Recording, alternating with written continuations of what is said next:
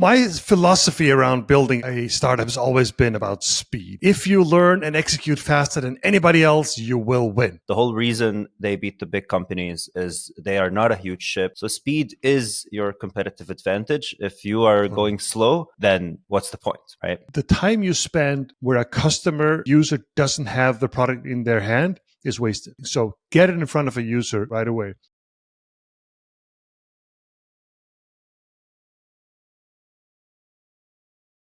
Hey everyone, this is Heimera here, and welcome to Founders Weekly, where we tell startup stories you can learn from. Today's topic is speed, one of my favorite topics. If you learn and execute faster than anybody else, you will win. My co-host today is Hassan Bassi. He's a founder, developer, and a friend. Welcome, Hassan. Hello, Heine. Good to be back. Great to have you on. Where are you today? I am in Denmark, and funnily enough, before we started recording, we were just making fun of the sun, and it just came out. There you go. So you do see it sometimes in the winter. Rare occurrence, yes, but it just it happens. Guest appearance. I was going to say, I guess guest performance once in a while. Yeah, the light is not horrible here. That's something. It's not horrible, but it is cold, and Yeah. It's been pretty cold. But I was in Detroit for the last 2-3 weeks. Detroit, Michigan, and it was -30 there. So that was cold. that's proper cold, right? Yeah. But no wind, right? No wind. No. But I did get my raw startup swag when I was there. Yes. So I'm official now. So amazing, and I'm in a different kind of t-shirt today, but we'll talk more about that later. Yes. Cool. So my philosophy around building a startup has always been about speed. I mean, again, whoever learns fastest and can execute will win. So where are you on this, Zan? How important is speed? Yeah. I think speed for me is two things. The first one being, like, you can flip the statement. If you don't go fast enough, you will fail. I think you mentioned this in one of your recent videos on raw startups, right? Like, one of the reasons you fail is you just never put something out there. You stay in the building phase forever. And then the other part is this is how small companies win. This is how startups win. The whole reason they beat the big companies is they are not a huge ship. They don't need, to talk to 1 million people to change things. They can react to the market very quickly. So speed is your competitive advantage. If you are going slow, then what's the point, right? Yeah, and the guest we're going to have today is someone who's done that under extreme pressure. We're going to talk about a small company in Ukraine that literally is beating sort of American giants with a product they just launched. And we'll see how much they sell and so on. But they went into a very, very competitive space, even hardware, and they're still beating you guys. The other thing I want to say in my experience is we always say, the time you spend where a customer user doesn't have the product in their hand is wasted. So anytime you're in development, and there's no customer looking at it, you're wasting. So get it in front of a user right away. The other thing we did at Vivino in the early days, again, this is very you should always do this, but before product market fit, even more essential, I would say, right? But we released every single week in the early days of Vivino. So we release every Friday, learn, release Friday again. And that was incredible. I mean, the compounding effects of that, right? It's just insane how much you learn in such a short time. It's also insane how much you veer off when you don't do that. Because then you start building for yourself and it just doesn't matter. If no one's actually using it, if that's not what your users want, then what's the point? Yeah. Also, what I love about release culture is you're kind of also going to demo culture kind of thing, which I also used to always love with my teams. It's like, hey, if we're not releasing something, if a user is not feeling the effects of whatever software we're building or whatever it is, then again, what's the point, right? Well, we're not going anywhere. Yeah. Yeah. When you look back at your experiences, have there been specific periods, specific startups where you've said, "Oh my God, speed really mattered here"? I think a big one was Nuna when I worked on the mental health app, because I mean, I'm not a therapist, but I was building a mental health app, and I just made so many assumptions, and I was building this thing thinking, "Oh, hey, these are the things I might like," and but in reality, the way, this app was supposed to interact with users, like real users, was so much different than I imagined. And I think the real work on Nuna did not start before, especially that first release. Yeah. I literally almost had to throw the entire thing away, which is Yeah, I guess I learned the hard way. I think if I would have just released even like 3 months before I released, even like gotten, I think, a bigger part of the market, Yeah. because that's the other thing. Timing matters a lot, right? Sometimes you're too Yeah, maybe early or there's too an late opening or right whatever. now, right? Yeah, exactly. So Especially right now. yeah, Right. yeah, Yeah, I know that's the thing. It's both the time to hit the market too. The other thing here is obviously money. We always say, "Hey, time is money." It sounds so fancy, right? But in reality, for startups that are burning money, I mean, money is time and time is money, meaning you have X amount of money, which gives you X amount of time. And if you don't move fast during that period, you're gone. You die. Doesn't mean you're profitable or whatever, but it means the investors are expecting you to get to a certain point yeah. before that time runs out, right? So time and money are like very, very sort of interlinked here. I mean, you're burning through your runway, right? It's not Yes. like something is going to, the only thing that's going to add to your runway is more revenue. And the only way that's going to happen is if you get more users. And the only way that's going to happen is if you release stuff and try to get to that product market fit. And it's funny 100%. because we're about to have someone that's worked on hardware. And I guess like doing something with what they're doing, you have like really big customers. So it's also, it's less oh hey, I have 1,000 customers to please. It's more like I better get it right early and quickly with one or two or three really really big customers. And so yeah, Yeah. speed I is mean, very very key there. Yeah, this is also why this is like, should I say, double the impressive. The guy we're going to talk to in a few minutes, it's that this is hardware. I mean, with software, when we talk about V in the early days, we're very web based, even inside the app back then, which means we could iterate even faster. We didn't have to go through all the processes. yeah. But these guys are doing hardware. So I'm super excited to hear what he's got to say. Yeah, the iteration cycle is very difficult to get. You have and you probably have like governments coming to you and going like, Yes. "Hey, we want to change this." You can't just Yeah. go and code something real quick and launch it, right? No, that'd So, be but risky. but but I assume he did something to be able to sort of do that, right? So he can fine tune everything to exactly his customers want it. So I'm excited. I'm excited to see what they did. And maybe there's something about some of the hardware being relatively programmable, meaning so they could actually program the hardware. Yeah, So it actually becomes a lot of software. We'll know. We'll know in a second. So yeah. with that, we're going to go on a short break, and we'll come right back with our guest. Stay tuned. And we are back. Our guest today is Misha Rudominski. He is the co-founder of Hymera, a Ukrainian startup that does encrypted radios for defense. Thank you very much for joining us. And where are you today? I'm joining from Kiev, Ukraine. Fantastic. What's it like there now? Snowing. Snowing. That's good. Very pleasant, very pleasant snow. Has it been a peaceful night? What's it been like last night? I heard it had been a bit loud, but I mean, I usually sleep through all the explosions and everything. So it was peaceful. You're over it. Yeah. Yeah. Wow. Yes. Obviously hoping for peace there soon, but Ukraine and Kyiv is fighting bravely. That's for sure. So we're going to talk today about your company, Hymera, and how you built this company at an incredible pace, really. So I'd love to go back in time a little bit to begin with. When the full-scale invasion started, you realized there was a hole in the market. So what did you see back then? So the story of Hymera started with my co-founder Alex going into territorial defense of Kiev, and he spent kind of the first 3 weeks approximately there, and they firsthand saw the issues with the communication system that our defense forces used. It was kind of, I mean, on his side, territorial defense is kind of usually the least equipped part of the defense forces. It's across the world. So it's, they're kind of somebody who is on one side supposed to meet the enemy first, but also they're not usually supplied with anything that is very high tech and commodities. And so that's basically the experience he had. And so what he saw was that most of the solutions are not on par with the requirements.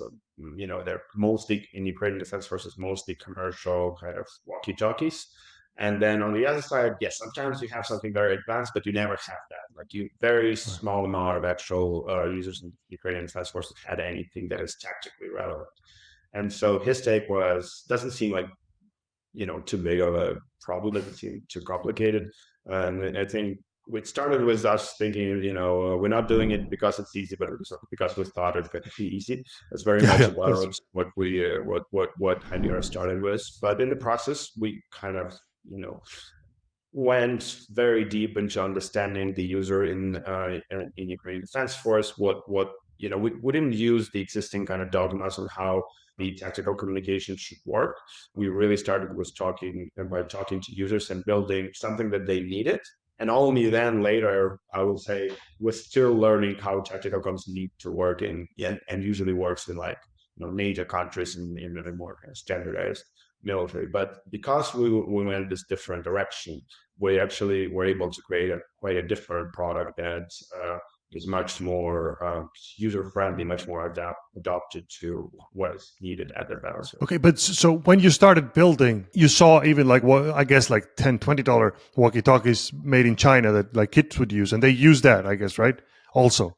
I mean, primarily what Ukraine is using is Motorola's commercial digital mobile radio standard DMR standards Motorola radios, which is a good radio, but it's frustrating for like security companies, police, fire departments, this kind of club of users, like special How much were they? I mean, with all the licenses and everything, you can look at like Wow. $700 to $1,000 per radio. Holy crap! Okay, and is that what you wanted to compete with? I mean, in Ukraine, that's what we started with. We were like, this is an expensive enough radio. Doesn't seem like that it should cost one this much, and if Yeah. it costs this much, it should definitely be have much more relevant functionality. It should be a defense focused radio. But with kind of later on, we learn more about the industry. There are all the kind of tactical communication systems manufactured around the world in US and Israel, Germany, France, etc. It's a legacy market. It's in many ways standardized. There are companies that have been in this market for decades, and then you learn that that what we thought is expensive for radio, $700 to $1,000 is actually nothing compared to actual prices of tactical military grade radios. And so yeah, we kind of were novice. We were like trying to figure it out from the inside, and then we process learned that what we're doing and the price point we're proposing it edge and the functionality that we're proposing at the same price is pretty much unmatched on the market as of right now. So you literally went in and said, we want to do, let's say, $200 compared to $700, and we want to do it better. So we want to do both of that. That's a lot. Yeah, we kind of, I wouldn't say at the beginning we want to do something better than or cheaper than. We were like, we want to make something that is needed by our defense forces and that is as cheap as possible. That was kind of the task. We were not really looking at all at the competitors. And it helped us a lot in some way, but also meant that the adoption was harder because we were not making a product that kind of, feels the same and works the same as our competitors. And because of that, the adoption just took longer because even just, knowing what buttons to use, when you're in the military, you have 1,000 problems. And apart from communications, you have so many other things. And spending any time learning how to use new equipment, it's time. And so on one side, we made it very easy to use, but also quite different from what everyone is used to. So it still needed to be a decision by military men, by commanders to actually adopt and integrate our solutions. We made it as easy as possible, but there is a limit to how short of a time you need to spend to actually start using the product, know how to use it, how to set it up, how it's going to perform in the actual operational conditions. So, but you were like you were like kind of building it with like with the users, like with people on the ground kind of thing, right? So you kind of took it from scratch, like kind of thinking.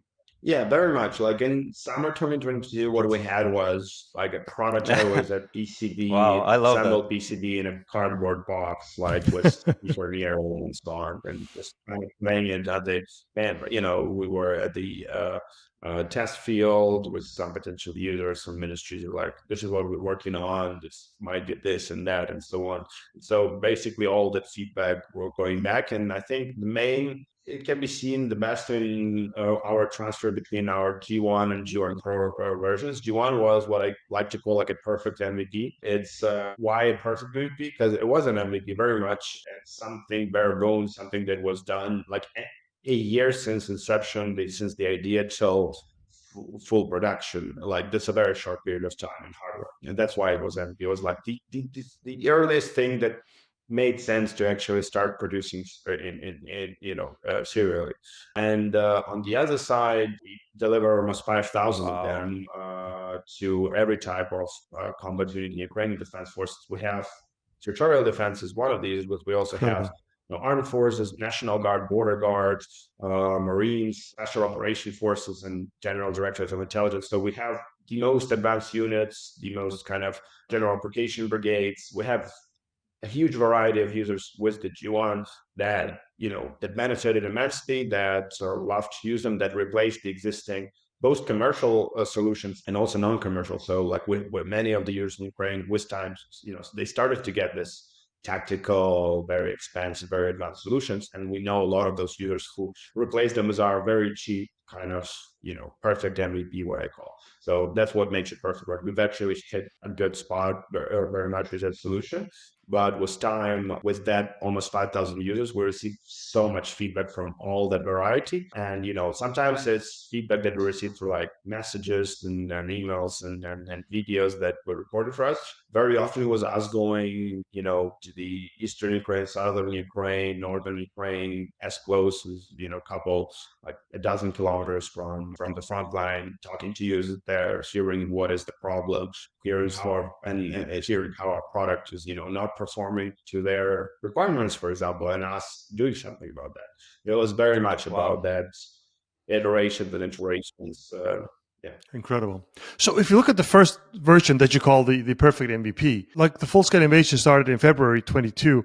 When did you guys start it? How quickly could you do this thing? And how did that go? I mean, you talked about cardboard, fascinating in itself, but how quickly could you move and how quickly could you actually build something you started selling, because you've sold thousands of them now? I mean, so in March 2022, that's when the job started. As I mentioned, when my co-founder Alex kind of went to the tutorial defense and kind of in a free time, he was like, okay, that needs to be resolved. He started working on the prototype, the first prototype. His commander saw like basically asked him like, what are you doing? Like what is, and why you have all the wires, why you have a PCB was there, all of it is like I'm trying to make a radio. And he's like, okay, like, you still haven't like in 3 weeks haven't made a shot. Just go make radius, probably going to be more useful than you like. Yeah, That's nuts. he didn't have like any previous experience. He was, his job was as a volunteer. His job was like securing the perimeter, just looking if anyone's coming and so on. So basically, his commander sent him home, being like, do this. This probably will make more sense. Couple months spent in summer, we already had a first kind of prototype in a cardboard that I mentioned. And then by the end of 22, we were already having first versions in not even early, like by the end of summer, we had the first versions in like 3D print cases. Then we started building, then we delivered a couple dozen radios, probably already by the end of summer and autumn 2022 were like when we had the first versions of products already at the battlefield. And that's when we started kind of that iteration process. And then was it April, May 2024? That's when we started serial production. So it took us, around half a year since like first products on the battlefield. So we were confident enough in the product to actually deliver it in mass to the users. Incredible. Wow. I mean, so you're saying, so you guys didn't have like much experience before. How did you kind of fight the, let's just call it like imposter syndrome kind of thing? Especially like if I'm building something for the military, like you're going up against other militaries, right? That are going to try to go into your product and all of this. And I would have like all kinds of worries. How are you able to just like focus under time pressure while the country is being invaded too? I mean, I think that's incredible. Like, was there just like a laser focus way where you were able to actually get this done? I mean, you don't really get. I mean, I think the best answer to this is, at least in the beginning, most people who started, almost right off the bat working on this. And good example, my co-founder, he first went as a volunteer to Tutorial Defense and started working on this product. I think for most of us who started early, it was either that or you would need to go and go on the military. Like you want to do something, and this seems like you do something useful, but also you're obviously scared. You don't want to, not everyone was ready to go and volunteer in the military. So this is the best thing you can do while still being in relative safety. It's in a way like, what is the best thing I can do so I don't act on my internal need to like go and leave the military. So it was very much about, I think that you're right. You either did this, or then if you don't have anything better to do in your life, you go and, if you don't think of something better to do, right, you just go and enlist in the military and do something useful there. So for those of us who are more scared than ready to actually do the thing, this was the second best thing to do after actually enlisting in the military. I had a question about you. You made a product decision of not making it like every other unit. She said, no, we want to make it easier to use, but that was also a barrier because they weren't used to it. Was that the right decision? I mean, in a normal product, sure, but you just wanted to build it fast at a lower cost. You think it was the right call when you look back now? I think it's a better long-term decision still, because by doing the things the way we do it means that we are educated people in the process. There are people who are now our developers, who know how to use the product, who educate others how to use it. So it's taking longer to adopt, but we're also making a product that we believe and a solution that we believe can not only be a small addition to the existing system, existing communications system that only going to change a small part. We actually like some things that we've done similarly to the existing solutions, which we believed was, but we didn't do them because it's the best thing. We didn't do them because they've done it that way. We've done it because we also think it's the best way to do certain features, and that is okay. That's where we overlap. But some solutions, some features that we saw in the existing products, we were like, that's not good. Like it doesn't make sense. Supposed to be this way. And so those things were done differently. That's where where often people were like, oh, why are you doing this way? Like everyone is doing it this way. Like we're like, okay, no, we're actually like, I think an example would be, so we don't have a replaceable battery. So basically most of the existing practical radios, you can detach the battery and put another charge battery. And so that was like often like, oh, why are you doing this? Like, everyone has detachable battery. Like if your radio dies, you replace the battery, makes sense in that case. There were good reasons. One, it would make much longer to develop, because developing a mechanically sturdy and environmentally protected radio that has a replaceable battery, it's much harder and much longer. Still having it like ID protection that you can swim with it, that is going to survive all the dirt and everything. That's a hard task, which we would be able to achieve, but it would make our radio much longer to develop. There are additional things where the radio would be bigger, it would be heavier because you need all the mechanisms. There are all the good reasons not to do that. And then as the, not having it as a reason to be like, okay, it's because it's hard. No, we actually were able to put a bigger battery there because we don't have all the mechanical parts needed to make it detachable. And because we were able to make a bit bigger battery, we actually have a battery life that is like, including, taking into account that also we are much more power efficient. The usual battery life of our capacitors is between like 8 and 10 hours, so 10, 12 hours on one battery charge. Ours is 48 hours plus. So it's like 4 times longer. And that's not only because we have non-detachable battery, because they have bigger battery, also because better power consumption. But all in together, yes, you might not be able to replace the battery in the moment, but you're just not going to need to do that for much, much longer periods of time. And then you can charge our radios right on the go with like an extended power bank. Like you don't really need, that entire issue goes away. But everyone thought that it's a stupid idea that we need to do like a detachable battery, a replaceable battery. But we were like, no, like that's not how we think it should be done. That's cool. You want to overcomplicate things. I love that. I always love like cutting down stuff. Anytime you're building stuff, it's like, do I really need this part kind of thing? This is fantastic. Yeah. But I can really see the cost of not having to have a replaceable battery. I mean, that mechanism and that risk, and like you say, it's complicated to build a replaceable unit for that. So it makes a lot of sense. When you sort of look back, we're going to talk on being an outsider in a second. But when you think about it, these guys have been doing radio, like Motorola and those guys have been doing radios and these particular things for like decades, and still you can come in as an outsider and compete with them at a lower cost. I mean, Talk about scale. They should have all the scale to make everything cheaper than you. How is that even possible? I think it mostly because how the defense industry is structured. It's the same all long story about the primes that are not motivated to be efficient because how the contract structured and so on. It's just if you know that whatever you propose is going to be bought because you're one considered to be the best, two you've been doing this for 40 years. So obviously you're the best because well, that's how long you've been doing it. You know your thing, right? You're not. It doesn't mean that you now have a bad product. Mostly means that you don't need to innovate as fast. You don't need to change because it's easier to sell that you already have a good product. It's easier for you just to sell it again than to go through the entire process of creating a new product that is better, updating, and so on. And the thing is, in defense procurement, that's actually is hard. Like the updating the product, updating certifications, going through all the additional, getting the licensing, the certifications, but selling the same product again just means you have the same contract. You already have all the paperwork, and the paperwork is the most one of the hardest things of the entire defense procurement cycle. And so if you have all the paperwork and your product kind of still matches all the requirements, why not to sell it again? Like you don't really have that push even from the procurer. Like as long as they're matching their requirements. Like why wouldn't we buy this product that we've been buying for a long period of time? And so because of that, what we see is that it's not those companies make bad products or they just don't have the motivation. There's no external motivation for them to actually innovate as fast as we are doing it right now, right? We have the motivation. We want to deliver a better product. We have users that are requesting new features, and we're not in the position to be like, oh, we have this big contract. We have a multi-billion-dollar contract that's still going to buy Radius, even if we don't really act upon that feedback.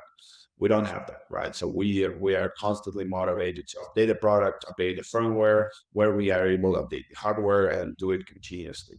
And so I think that's where differentiation comes. And so our take is that a lot of our competitors, I'm not talking about here about commercial radios, I'm talking here about tactical level radios. I mean, they were definitely great 10 years ago. They were not a bad product. They were a very good product 10 years ago. The thing is, since that time, our expectation they would need to have at least 2 or 3 generations. They only now launching like a new generation and they'll only launch half. So overall, they only launch like half of the products of this new generation. One of the competitors have they're basically at generation 4 currently. Over 40 something years of doing this, they're generation 4. Well, that's not fast. That is not fast. So they have a 10-year cycle, 10-year development cycle. Yeah. And a lot. Nuts. We kind of get asked a lot. Is it like, but their product is relevant? Is it just our kind of issue that we don't make it overpowered? We make it just right? Well, the thing is, we believe a lot of the features that exist there are actually not on par with the modern requirements anymore. They just need to be that it can, and a lot of those because it's in the paperwork. They don't need to. They know that the contract is going to come unless there is a big competition. There are not a lot of companies in the world who can provide tens of thousands potential radios. That know how to train. They know how to integrate into the broader defense structures. And because of that, there's just very little motivation to actually do something like that. Or that's what we see. So you delivered the first 5,000, and then what was the cycle then after that? Like how fast were you kind of updating? And they're not updating; they're waiting 10 years now on a hardware. Yeah, exactly, right. How fast was that? Or like how does that work? Delivering 5,000 wasn't like a one-time loss thing. Like we continuously doing and delivering new products. Like the 5,000 was like just took us a bit more than a year.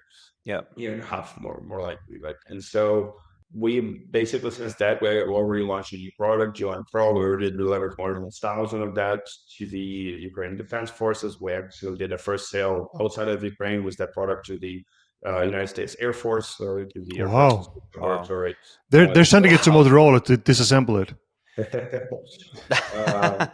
good thing is that most of our almost everything unique about our product is in firmware, so there is nothing really to learn by disassembling it. So that's a good thing. So for us it's a continuous process. Like over last soon gonna be 3 years, right? We've done more than 80 versions of firmware updates. we've done, I think, obviously there's a two that went into the production, but between there were around like 15 to 20 different PCBs, hardwares that, iterations of those hardwares, some of which were not, or which didn't go into production, did go into the battlefield to kind of give us feedback. Yeah.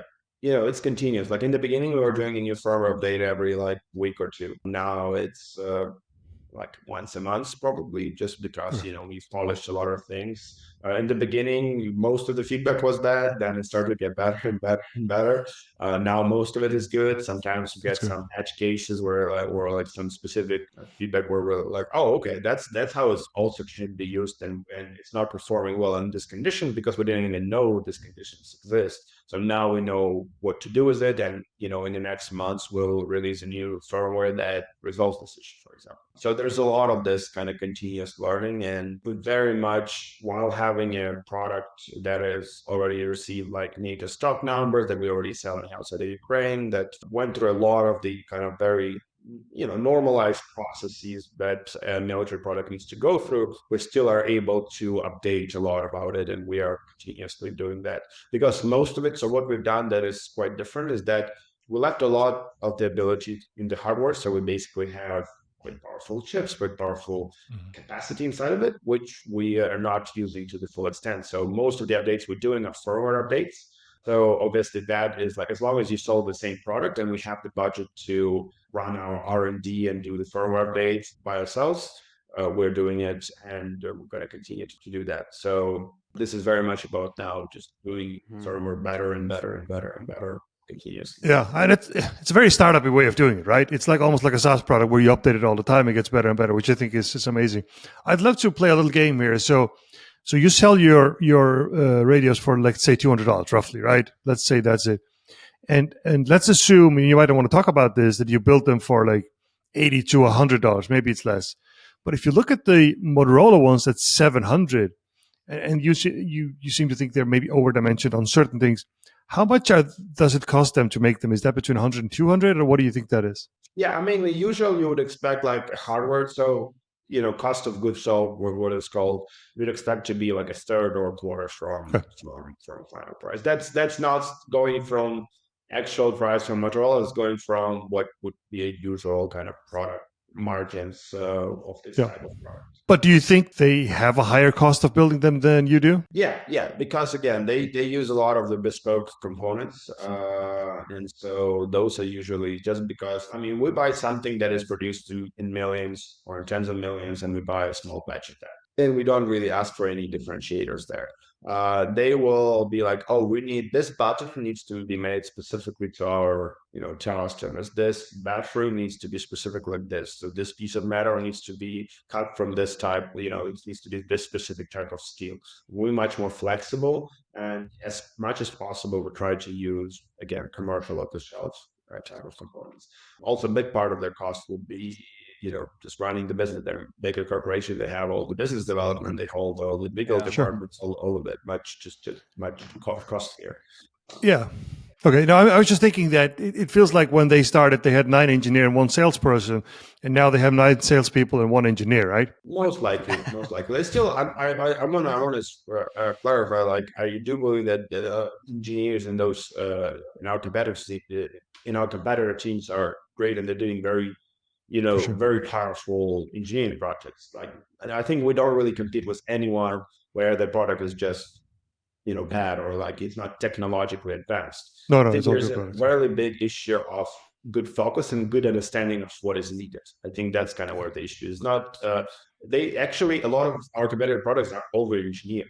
That's the issue. Like, because of that, they are very expensive. They're very hard to produce. They have a lot of those bespoke components because they don't really know what works, what doesn't work. A lot of their products developed, in a kind of closed laboratories very far from the battlefield. Because of that, they kind of need to fantasize what the future of electronic warfare, electronic reconnaissance, communications can look like, so they can act upon it. Like, right, they need to do some kind of war gaming to understand, okay, how can it be done?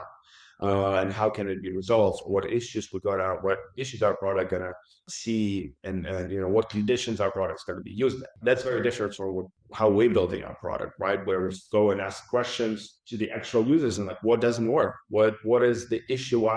Why your radio didn't work? Did it work? In which conditions did it work, or which conditions didn't work? What would you want to change about this? That's how we run our R&D process. And that's where a differentiator is. And I think if those engineers had this type of access and this ability and motivation to rate, they could have done a very good product. But they're not. It's not the talent. No, Yeah. It's not the talent. No.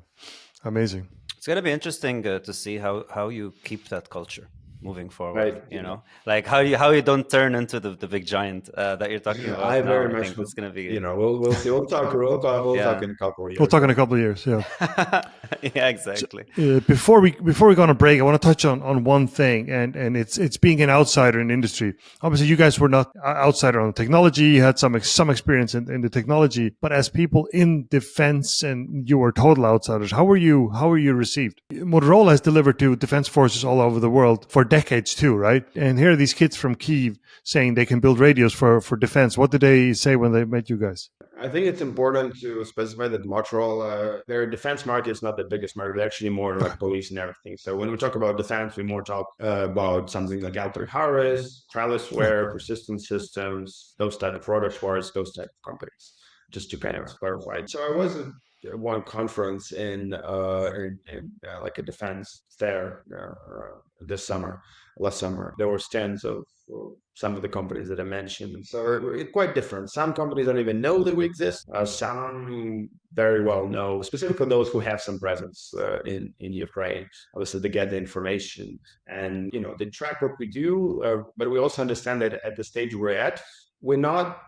I say competitors because we have a competitive type of product, but basically because of the scale and price point that we're proposing, we're actually not currently really going for the same type of contracts we're as for right now. So that, in a way, they're not worried currently, looking at kind of short-term scale.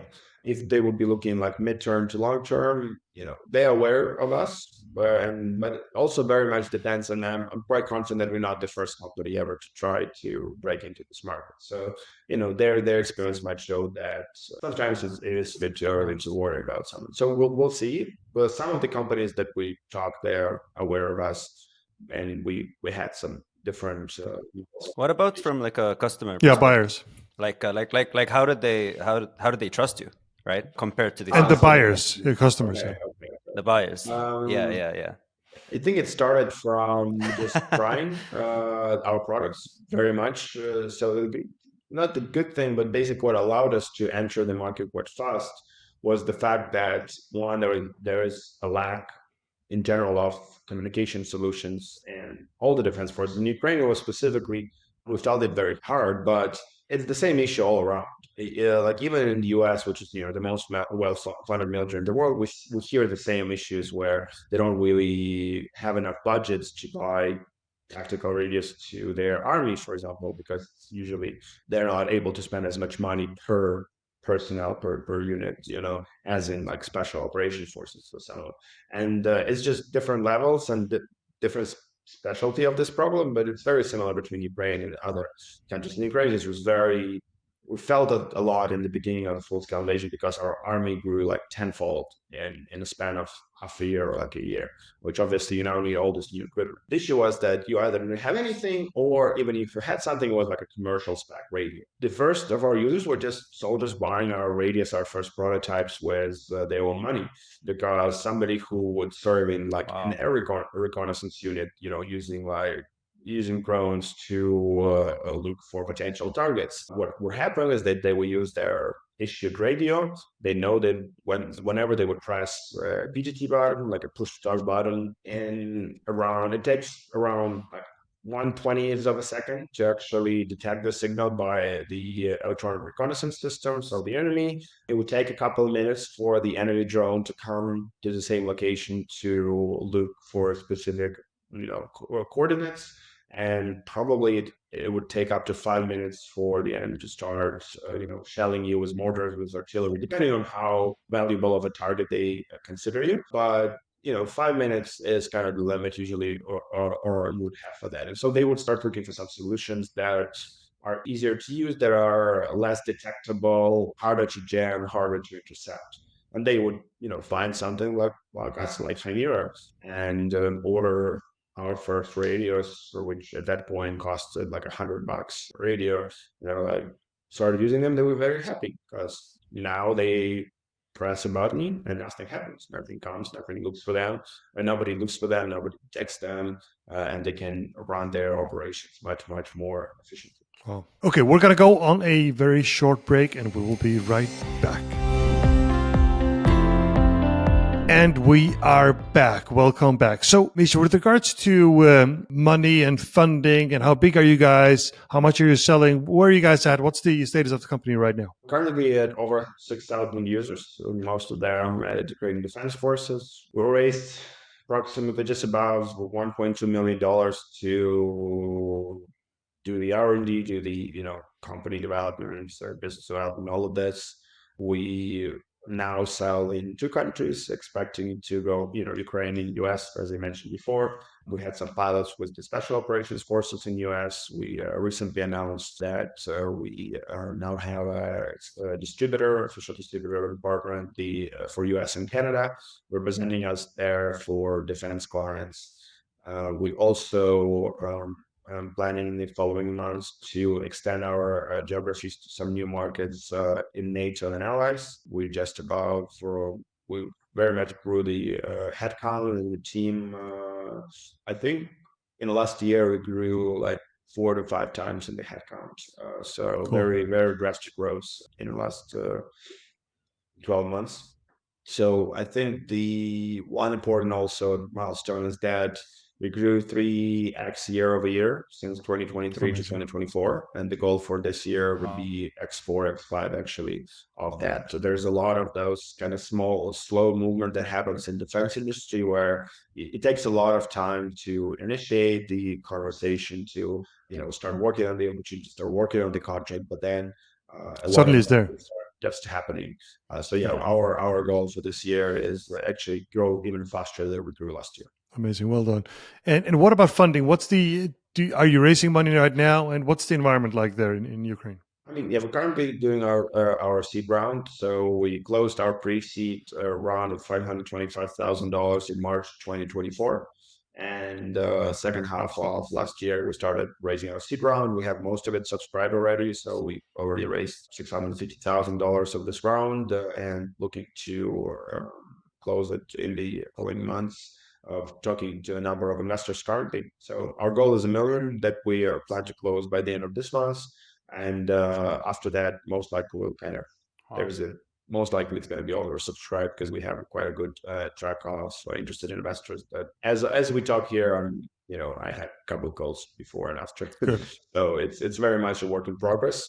We work with investors around the world. So we have investors from Ukraine, we have investors from Eastern Europe, we have investors from the US, from West Coast and East Coast. So we have a good geography of investors that allow us to also to get right connections that we rely on a lot. Cool. One question that I think people do think about when people look at a radio, they think, oh yeah, well, I'm not going to produce these. So why did you think that you could beat these giants at their own game? I think I started with that, right? Because we thought it's going to be easier. Yeah, I think it was a history that things I was doing before was like modems for digital nomads, that's for your laptops. The co-founder worked a lot and had some projects around communications about RF, radio frequency protocols, GPS tracking. So there was a lot of the thinking kind of went like that. There are a number of issues that we see in the Ukrainian Defense Forces. Which one of them are we best fit to address? And this one just seemed like the most obvious because everyone was kind of running around trying to buy Motorola's. I know I'm a friend with Britain who now works as one of the kind of humanitarian military support funds. And in the beginning, at some part of 2022, they bought like 100 Motorola's from an online store in like Argentina because they bought Ukraine basically bought out everything in Ukraine, in Europe, and like everywhere they were looking for it. So they basically were going to like buy buy a product there. They had a friend who was living there, and they found like used smartphones. So like the story goes something. So basically, the issue was it Supply. felt like a big enough problem that needed Yeah. to be resolved, and we had quite a good experience relevant to the issue to actually address it. So it just seemed like a very obvious choice. Incredible. And a question, Hassan? I'm just sitting here like hearing this story, and it's just incredible because it's a very difficult one to solve too. So just massive props to you and the team. And I think the best part about this is, you know, we're talking about speed and iteration and all of this, but like what kept coming to my mind is like every day you ship something faster, you're saving lives actually and making it a giant difference on the battlefield, right? And outside the battlefield. And so it's amazing work, and yeah, Incredible. Yeah, that's Okay. yeah. I can't help thinking about what the other problems were if this was the easiest one. So that's something to think about right there, right? I didn't say the easiest, Oh, the most I obvious. I was didn't say the easiest. It was just No. the one that all of them were hard. We thought Yeah. it was going to be Yeah. easy. It took us a lot of time, but it was something that was just the closest. That something that we already had some knowledge at least. Yeah. It wasn't. Yeah, we didn't know how military radios work. We didn't know how defense industry works, but we knew how radio communications work in general. We knew how to build hardware products. That we knew. So that's probably that. It was obvious. That was the closest problem that we could pick up and already start doing something knowledgeable about. Actually did have a small question. So when you were talking about headcount, so your team grew. So how much of that is now salespeople and legal and all of that? And how do you see that kind of, you know, are you going to become a legal and sales company, or how do Yeah, you see that half of going our forward? team Yeah, is still like engineering products. So good job. yeah, Like our R&D very much. We are first an R&D company.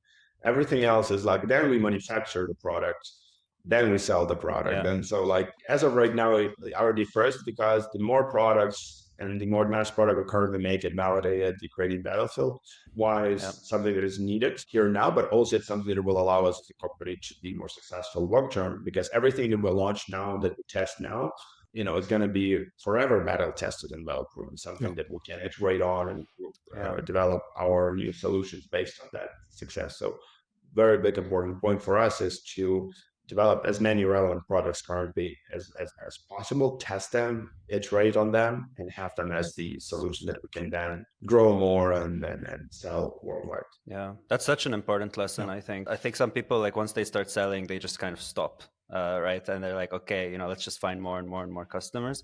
When literally, like, they're in the midst of the battle, quite literally, right? Lots of learning that they would have missed out on, I think, if they were just like, okay, cool, and they like it, let's just sell now. Yeah. So, yeah. Okay, so something we do here every time is we ask people what are they obsessed with right now. Hassan, do you want to start us today? Sure. Mine is simple. I'm obsessed with home, and that is Lebanon. It's coming off of a very intense war right now, and it's just yeah, like there's so much kind of rebuilding and starting over, and yeah, and also like I'm kind of also trying to figure out like how I can help and how I can support and all of this. So I've just yeah, I've been thinking a lot about that, and especially actually in terms of tech. There's a lot of innovation also going on over there, but obviously it gets shadowed with with everything going on. Oh.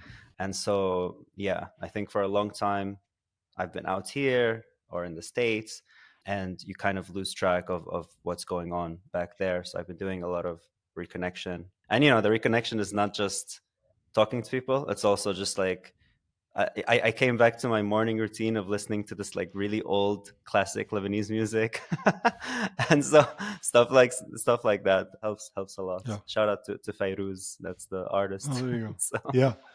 yeah, Wish for peace and rebuilding in Lebanon, that's for sure. yeah, Misha, what do you say? Ooh, what I'm obsessed with.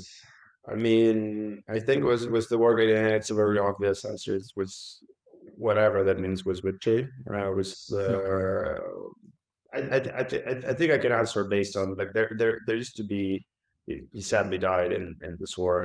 There used to be a Roman Radishny was an important activist in Kiev, and so he said the word like and you know he said the words which are you know they sound harsh but they're very true is that we should kill as many Russians now as possible so our kids don't need to do that.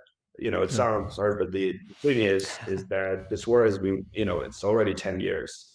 Yeah. The thing is, it's not that Ukrainians don't want peace, we don't want like that. The thing is, we believe that if we have any type of peace that is not subsequential, it's just going to happen again. Kids will have to fight this war.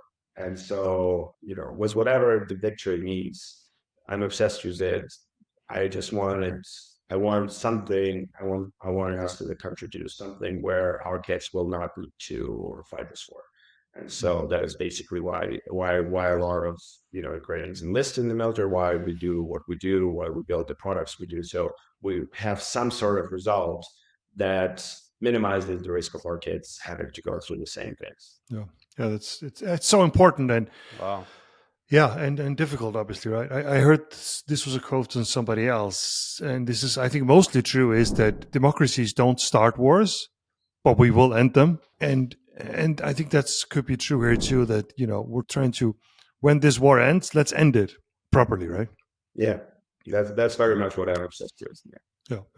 It's gonna be a little bit hard for me to come after all of these stories here, but mine is really, really quite basic. I'm also gonna leave you with a cliffhanger here, but I've been thinking a lot about, should I be doing another startup? Like, building Vivino for 14, 15 years and I thought, look, I'm not going to do it again. But I've thought aggressively about it. And I think there's a really good chance that I should go in again and do something big. So that's something I'm really quite obsessed about, but I'm also going to leave that hanging for you, and we'll see where that goes.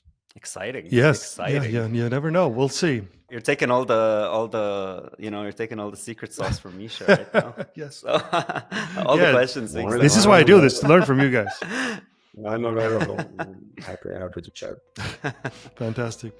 Thank you very much, Misha and Hassan. This has been fantastic. Thank you. Thank you, Heimera. Please make sure you follow and subscribe wherever you listen to podcasts, and leave a review and rating. It really helps. For those on YouTube, make sure you check out Raw Startup, where you'll find a lot of videos about building a startup. This has been Founders Weekly. Now stop listening, go build something.